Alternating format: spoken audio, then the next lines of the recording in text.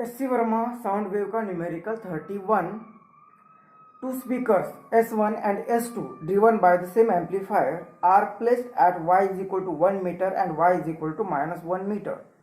The speakers vibrate in phase at 600 Hz. A man stands at a point on the x-axis at very large distance from the origin and starts moving parallel to the y-axis. The speed of sound in air is 330 metre पर second. तो A, B, C part करने हैं. तो A part है at what angle theta will the intensity of sound drop to minimum for first time. तो A suppose y axis दिया है और x एक्सिस दिया है. यहाँ पे ओरिजिन होगा. अब इस ओरिजिन पर +1 मीटर पर एक साउंड रखा है और -1 मीटर पर एक साउंड रखा हुआ है S1 S2. और दो साउंड को, दो स्पीकर को कनेक्ट करने वाला एक एम्पलीफायर होगा.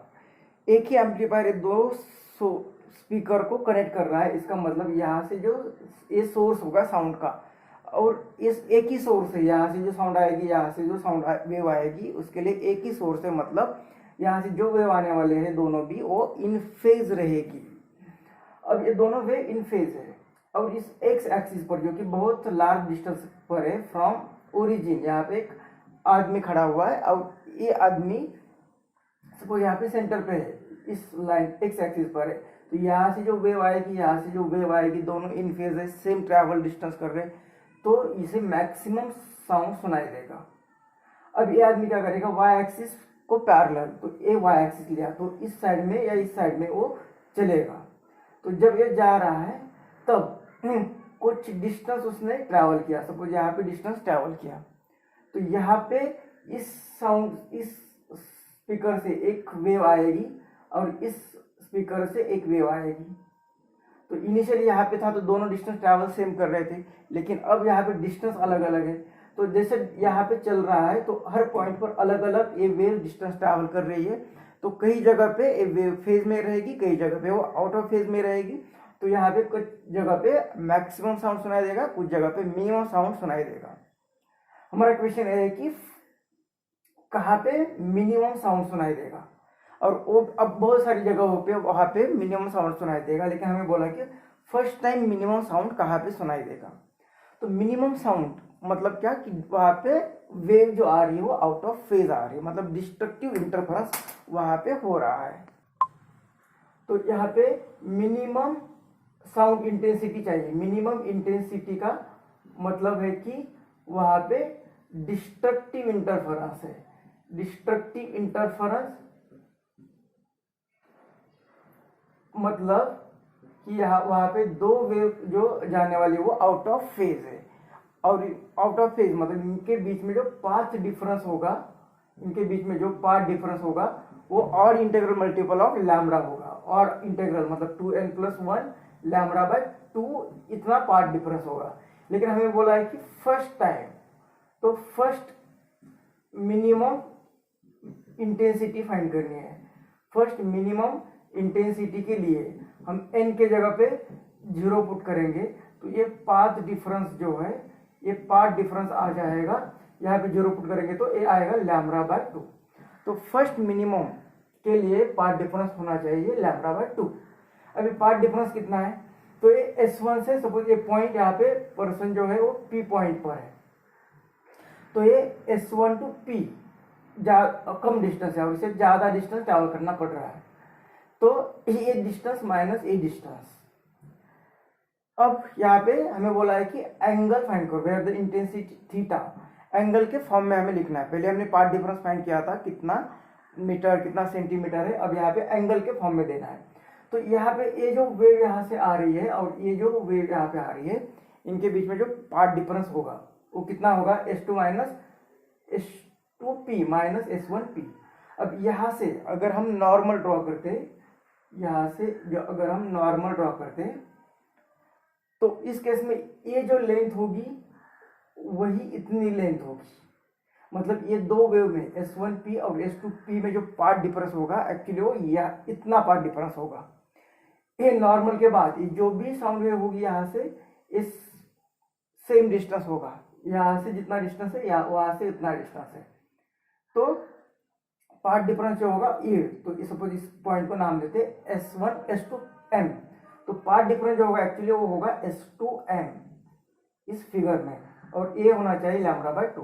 अब S2 M कितना है, तो सपोज हमें क्या फाइंड करना है, थीटा। थीटा मतलब क्या कि ये जो ओरिजिन है, ओरिजिन से ये आदमी कितने एंगल पर है, ये हमें थीटा। अब ये जो सेंटर टू P, ये जो लाइन ज्वाइन है, ये हॉरिजॉन्टल के साथ थीटा एंगल बना रही है।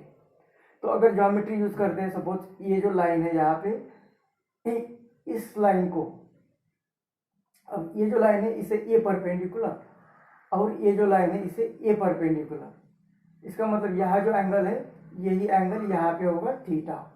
ये एंगल, ये लाइन और ये लाइन, इनके बीच में भी एंगल होना चाहिए थीटा। तो ये थीटा है, तो ये लाइन हमें फाइंड कर सकते हैं ट्रिग्नोमेट्री। तो ये दो लाइन है परपेंडिकुलर बनाने वाली लाइन, तो ये हुआ हाइपोटेनस। इस हाइपोटेनस को S1 to S2 इस डिस्टेंस को हम d मानते हैं। तो एक्चुअली दिया यहाँ से यहाँ पे 1 मीटर, यहाँ से यहाँ पे 1 मीटर, लेकिन अगर ये डिस्टेंस d मानते हैं तो ये अपोजिट साइड, ये एंगल की अपोजिट साइड जो आएगी वो आएगी d sin थीटा, ये आएगी d sin थीटा। S2M जो आने वाला है, ये आने वाला है d sin theta is equal to λ/2। अब हमें d दिया है 2, तो इस साइन थीटा आएगा यहाँ पे, ये actually general equation, standard equation होगा जो कि हमें याद रखना है। अब d की वैल्यू दिए 2, तो ये 2 यहाँ पे लैम्ब्डा, और ये 2 यहाँ पे आएगा तो 4 बनेगा, तो λ/4। लैम्ब्डा की भी वैल्यू, लैम्ब्डा की वैल्यू नहीं दी, लेकिन हमें फ्रीक्वेंसी और वेलोसिटी दी है।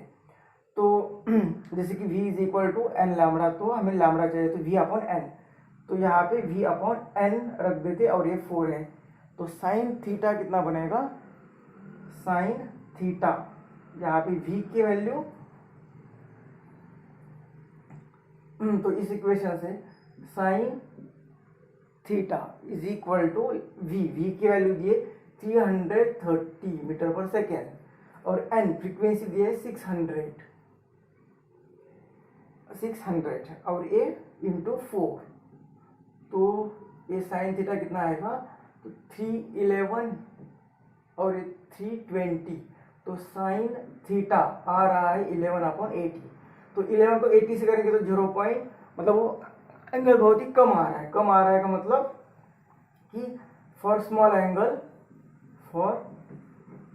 एंगल हम लिख सकते sine theta is approximately equal to theta, तो ये थीटा इज इक्वल टू मिलेगा हमें 11/80।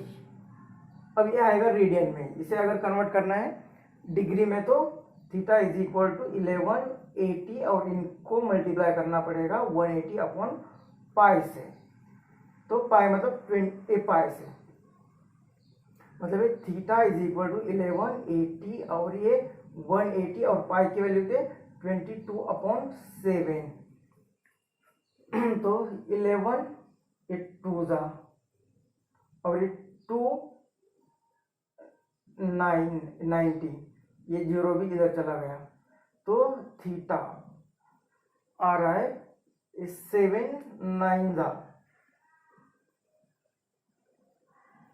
और ये डिवाइड बाय 8,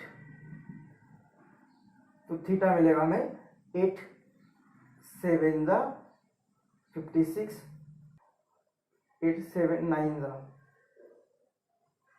थीटा मिल रहा है 7.9 डिग्री। तो ये थीटा इज इक्वल टू, हमारा आंसर जो होगा थीटा इज इक्वल टू मिल रहा है 7.9 डिग्री, ये हमारा ए पार्ट का आंसर होगा। बी पार्ट में कहा है कि at what angle will he here a maximum sound intensity for the first time. तो ए पार्ट में हमने मिनिमम इंटेंसिटी कहाँ पे, कौन से एंगल पर उसे सुनाई देगी, कहाँ पे वो मिलेगी, ये फाइंड किया था। अब बी पार्ट में थीटा ही फाइंड करना है, लेकिन where intensity of sound becomes maximum first time, ये फाइंड करना है।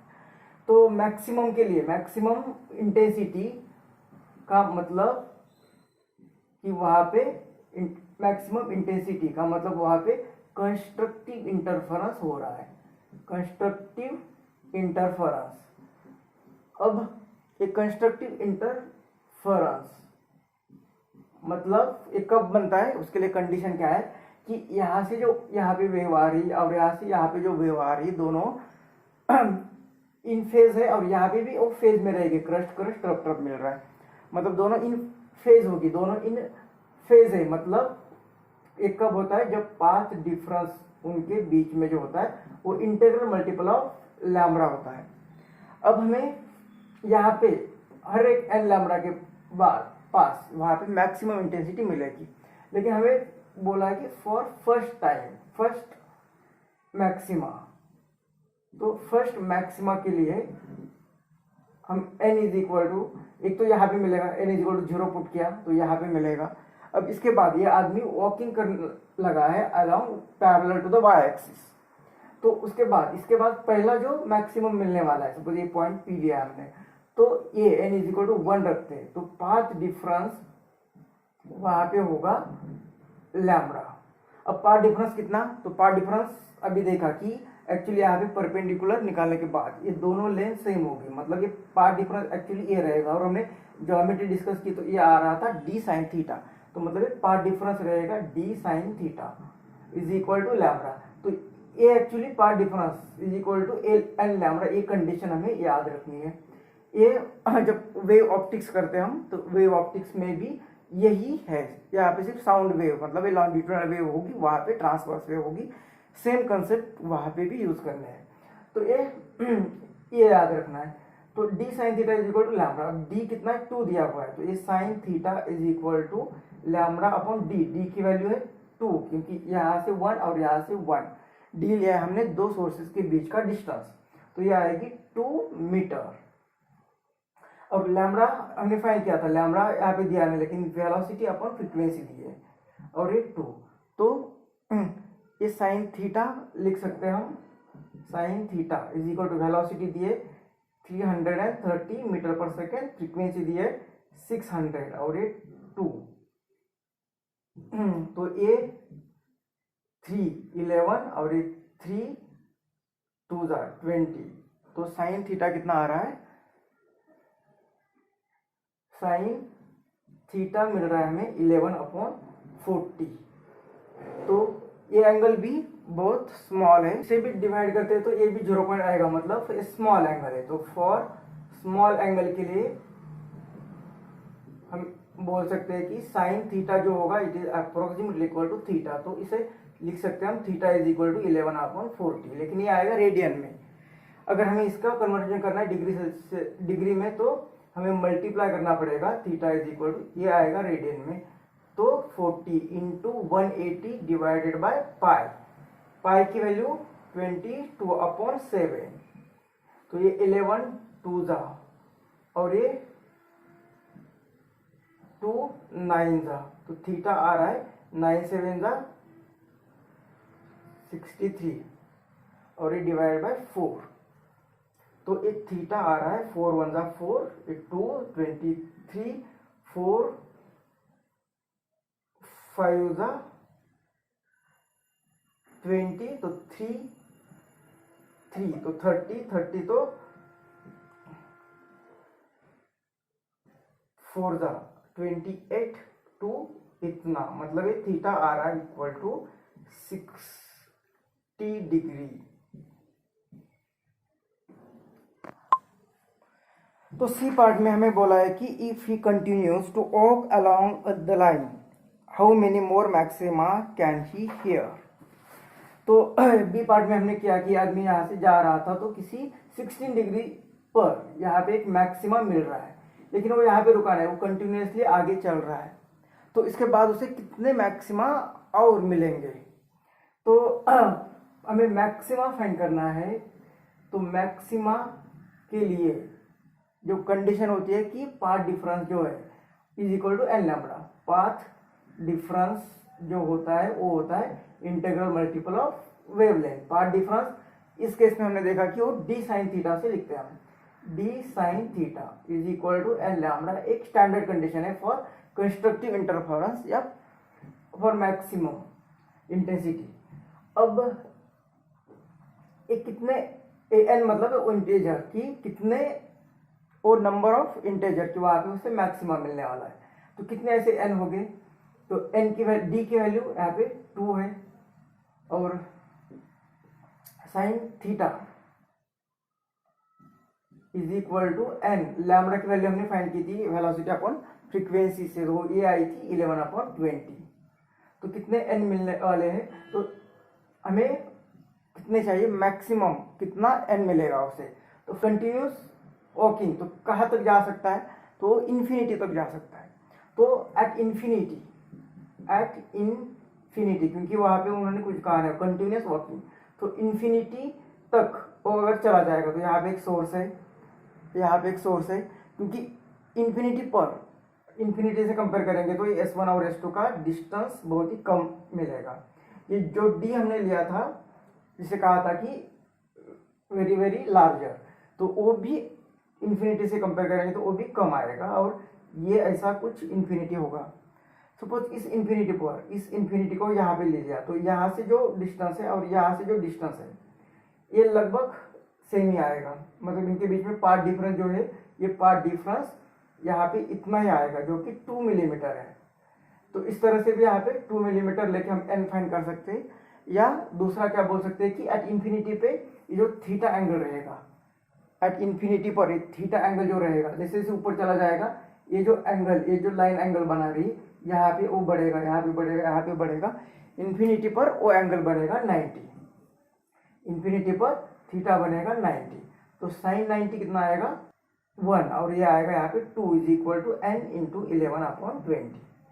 अगर हम पहले जैसे लिखा था कि पार्ट डिफरेंस 2 आएगा, यहाँ पे एट इन्फिनिटी दोनों के बीच में जो पार्ट डिफरेंस आएगा वो ये लाइन और ये लाइन ऑलमोस्ट सेम हो गया, और यही पार्ट डिफरेंस होगा, मतलब ये जो पार्ट डिफरेंस है वो आएगा 2 is equal to N lambda, मतलब 2 is equal to N into lambda की वैल्यू 11/20। तो इस तरह से दोनों तरह से हम सोच सकते हैं।